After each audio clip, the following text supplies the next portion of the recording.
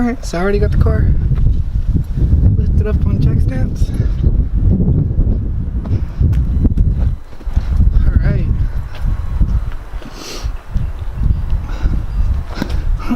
That should be more than enough space for clearance to get it up.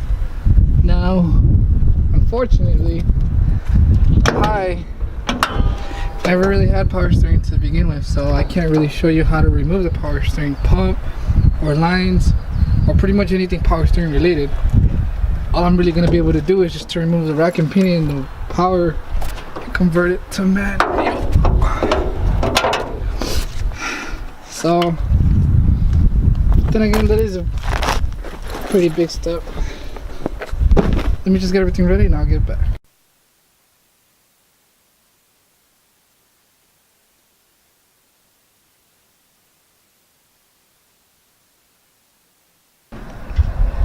Alright, take it up.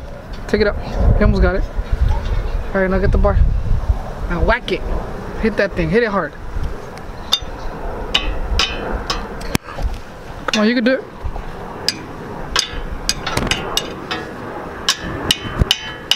There you go. Take it out. Take it out. See? See how this is? That's bad, bro. That's really bad. That's why we're going to replace it. Okay? Alright, next step. Alright. So you can see I already took the liberty of removing the exhaust manifold to there, because I'm just going to be using common sense, and I'm pretty sure we're going to need a decent amount of space to remove the entire rack and pinion. Now, let's go under.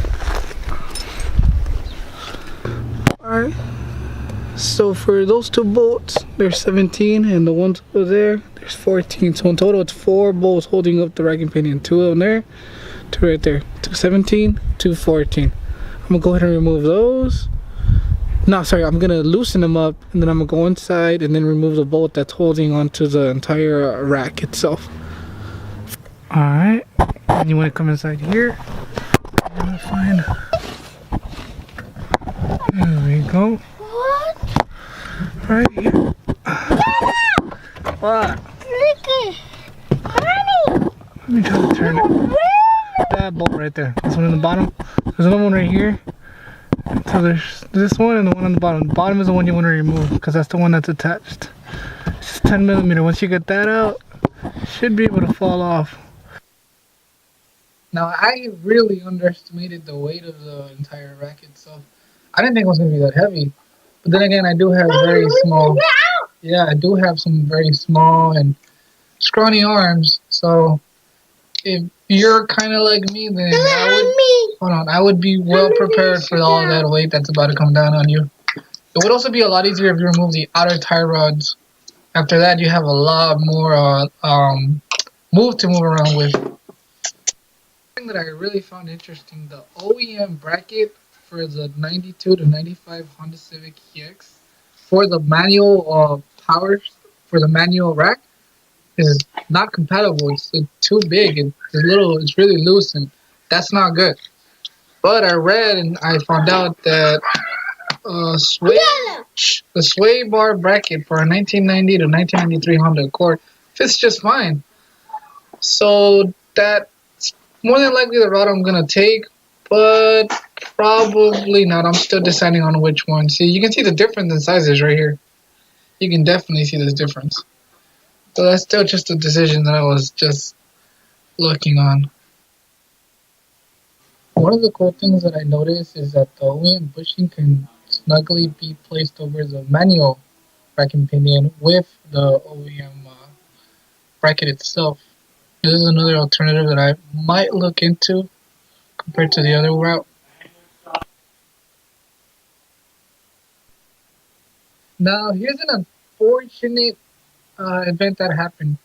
Right there, that little bushing is actually connected to that part right there. And I noticed that while I was putting it on, it actually didn't reach. So I grabbed a knife and cut it till I felt metal. And then I slowly, with my pry bar, scooted it over to the left. Slowly, till I saw that I was compatible. Right after that, I saw that it fit. It fit correctly. And honestly, this changed my whole entire job because I was actually trying to go through the route with the 90 to 93 Honda Accord sway bar bracket, but it's just too small.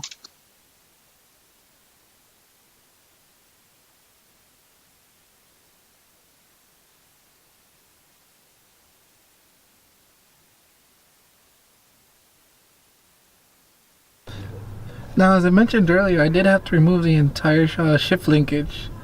And it is a bit of a pain. It's not hard, but it is a bit of a pain having to find that perfect angle to hit the little pin off. And it's this pin. This little guy is located right here. Sorry. Right here. It's inserted inside here. But first, this guy has to go on, as you can see. And then once it's perfectly in, this guy gets put inside. But I'm putting it in. For you to take it out, you'd have to take it out. You have to like pop it out. So what I did, I grabbed this bolt, which is lying around. It's compatible because it's not small. It's the correct size, same diameter as this one. So I just held it with some pliers, and then with my other hand, my free hand, I whacked it till it popped out from the top over here. Just kept hitting it and hitting it and hitting it till it popped out. And then with this guy, this one's a lot easier actually. There's a washer. It's located on the back. And then your shift. Oh, sorry. Got it mixed up.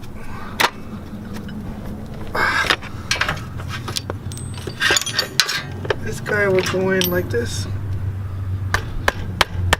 Like that. And then there's a washer with a bolt to 12mm. You just go ahead and just screw them out. But I'm not gonna do them right now. I gotta put that one on first, because it's gonna be a heck of a trouble. I'm just gonna leave it there. So like I said, just keep whacking it out. Find a bolt with the same diameter, and you should be able to bring it out. I won't be able to record that of me putting it in, because it's at a very awkward angle. I'm probably gonna take a while too.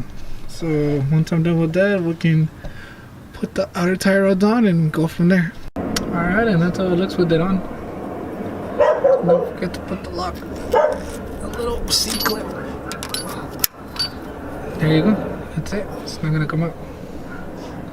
So that's alright, cool. Now onto this side. Oh shoot, I should probably extend it actually.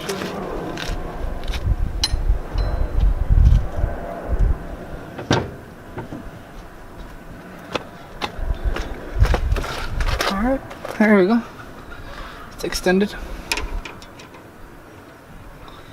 Alright, just gotta put this guy on first. Make sure it goes in a decent amount. Fortunately, you don't really need to. It doesn't really have a hard time going in. It goes in pretty smoothly. I'm gonna go a little bit more than halfway. No, actually a lot more than halfway.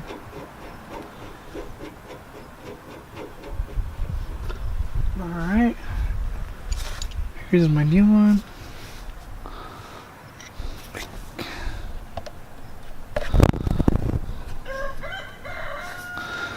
Here's the new one.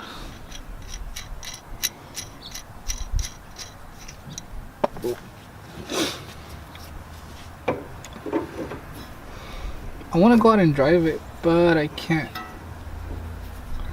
because my upper ball joint is destroyed. 2, 3, 4, 5.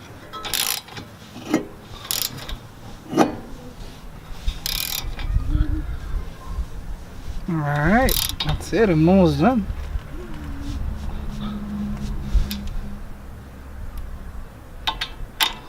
I don't have a cotter pin, but I would heavily recommend for you to put one on. I'm gonna leave the car here for a good while, so I'm not even gonna bother putting a cotter pin in. I'm also not gonna put on the tires because, like I said, the car's gonna be sitting here for a while. And I'll show you why in a bit.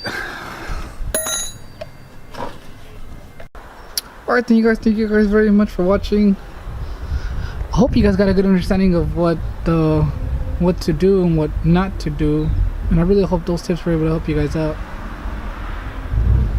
This is how it is. I can't drive it right now, but the parts should be coming in by Wednesday. Once they come in, I'm going to go ahead and hook them up. It's just that damn ball joint. I didn't even notice it. Look at him. He's terrible. Look at that. I don't even know how I was able to drive it. And I knew something was odd because I would turn to the right and this thing would shake like crazy. I just thought I needed an alignment, but I need more than an alignment apparently. Alright, well, hope you guys learned something new. If you guys liked it, feel free to give me a like, comment, subscribe. I got a lot more videos coming up. A lot more. Alright, that's that.